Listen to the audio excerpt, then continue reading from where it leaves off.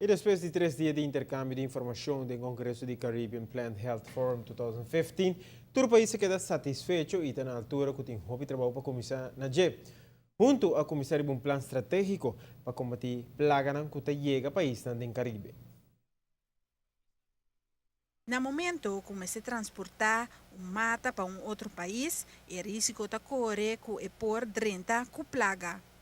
Pests move from one country to another. So it's very important that we look at the region as a whole to protect our agricultural sectors, but also to protect our horticulture, to protect our plants. So this is one of the things we get together every year to look at our work programs, our activities, and plan how we deal with plant health issues that affect the entire region.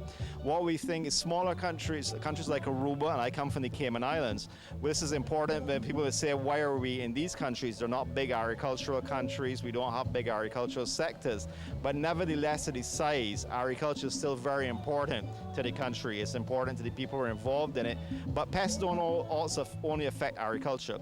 Pests can affect your horticulture, they can affect your palms, they can affect your native pet, your native species, they can affect the landscapes, and these are critical elements to the beauty of the island, to your tourism product, to what makes a country, what makes the country itself, what attracts people to it as tourists and for the individuals. So it's important for us to look at these pest challenges. Aruba e ture outro país que a participar do fórum para proteger a agricultura do Caribe, para reconhecer como estar fazendo algo. Just recognize the importance of dealing with these pest issues, of learning from each other as how we are addressing them, and making sure that we are working as a unified group in the Caribbean to protect each nation from possible new pests that may be coming in or pests that are already here. How do we control them? How do we prevent them from becoming a serious economic impact to the country? As I said, whether it's agriculture, whether it's horticulture, whether it's the overall landscapes of the country. Maioria de países não tinha lei adequada ainda para esse tipo de controle aqui. Agora, cada lo percurá para chegar na G. Each country is at a different level, so one of the big issues actually for us is how do we increase harmonization across the region? How do we make sure that we're all operating at the same level? There are many international agreements, as well as one main international agreement that a lot of us are signatories to, which sets standards that we should be adhering to as well for these issues.